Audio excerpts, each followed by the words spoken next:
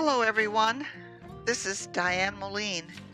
In this video, I would like to share with you the poems I wrote to go with artwork on the 2018 calendar called Hula Hoops and Howdy Doodies.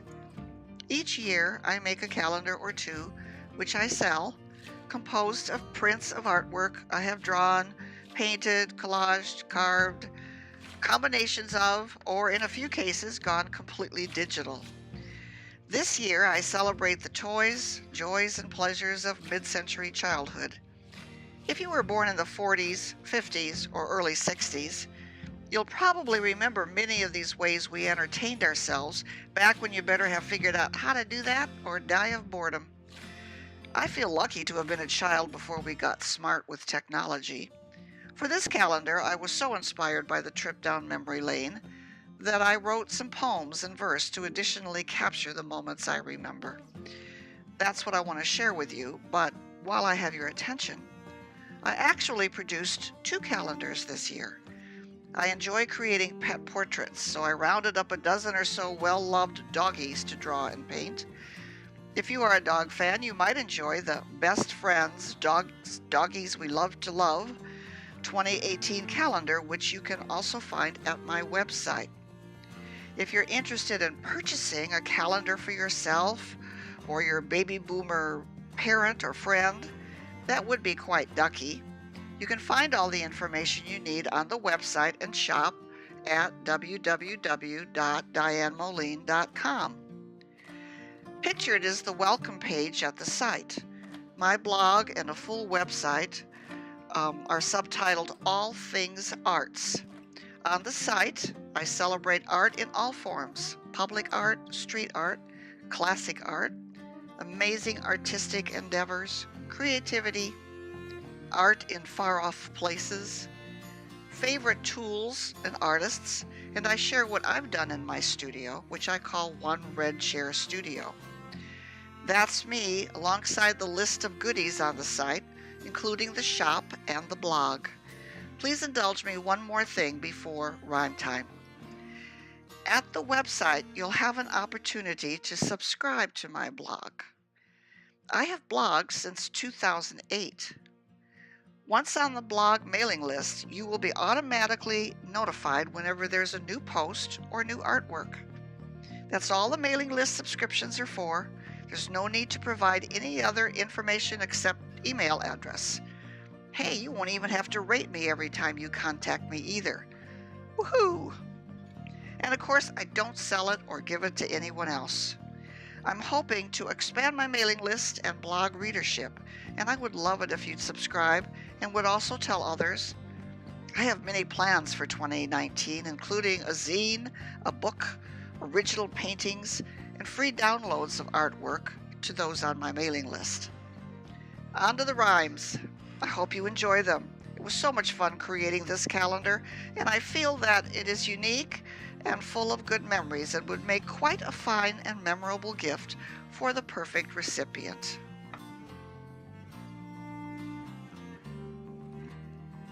Winter vacation, freedom from school. We prayed for the snowfall that bundled in wool would take us to hills in wintry chills, coast down, then climb higher with our flexible flyer.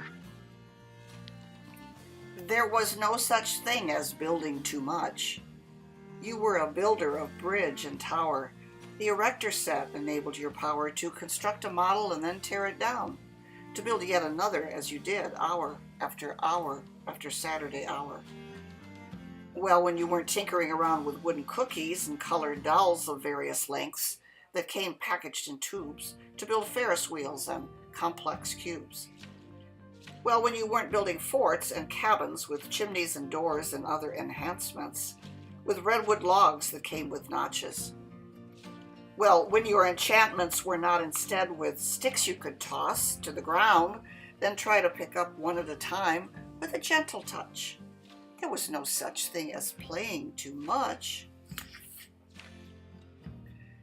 With my handy Viewmaster, I traveled to sites like Alamos and canyons, and more earthly delights like paintings, Van Goghs and Monets, and bugs and cowboys. I cannot count all the ways I was charmed by rotations of the cellophane squares that held within them places, people, historical affairs, exploding an image with every click-click. My personal theater, my clunky sidekick. Built to escape from villains most dire. Come escape with me in my radio flyer. Blue, green, aquamarine, 3 crayons inside my new box, so clean and pristine, numbering 60 and 4, safely named Pine and Forest, not pea soup or lizard. Waxy rainbox of color, too virgin to use. I'll first sniff and sort them, and then I may muse over why in their number is no longer raw umber, why green-blue is gone, but blue-green lingers on. When one searches one's mind map for memories archival, can anything rival the annual ritual meant to anoint that bright box so yellow? Take crayon to paper, press hard on the point, tear off the wrapper to christen that fellow. I'll roll on down the elm-treed street, concrete tingling at my feet. I'll watch for bumps and cracks and curb. I'm not just good, I'm skate superb. Strapped and wheeled, I will not yield to fear I'll scrape my knee.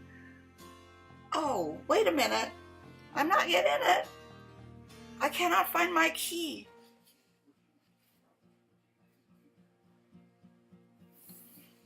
Double Dutch, softball game, hide and go seek. Oh, I have so much to do this coming summer week. Fireflies in a jar, dusk's the time most usual. Hula hoop, trading cards, a mantle for a musial. Put off summer school, practice math, no way. Now that school is over, just sign me up for play. Here we are, back with you again. Who would have thought you could dress a potato? Potato patootie, hand me the cootie. Paper doll, fashionista, dress you for at least a whole long day of cutting tabs and folding overs so that the frocks meet at the shoulders, a couple tabs at hip or waist, so once the paper clothes are placed, imagination gets to rule. Dress for playground, dress for school, dress in costume, tell a story, achieve all sorts of fame and glory. Build a house of clothespins round them, then put them back right where you found them. The paper dolls are actually childhood photos of my Aunt Jean and my dad, circa 1928.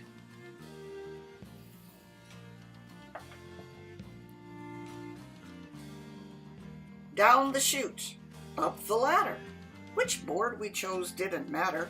Any game on board or spinner to play through rain until a winner would claim herself to be the same, at least until the next board game was picked among the pile or two of ragged boxes, bits and pieces. Clue? Perhaps Miss Peacock or the professor? A man named Plum would seem the lesser of two evils, don't you agree? Sorry. Uncle Wiggily? Monopoly? Scoot the Scotty round the town, lusting orange, poo-pooing brown? Are we in the mood for utilities and pouty fights over rents and fees? To go to jail and not pass go? Oh, bring it on. It looks like snow. Piece by miniature piece, the house where Jim, Margaret, Betty, Bud, and Kathy lived took shape. A cross-section of idyllic Montgomery Ward life. The teeny tea set made it perfect, don't you think?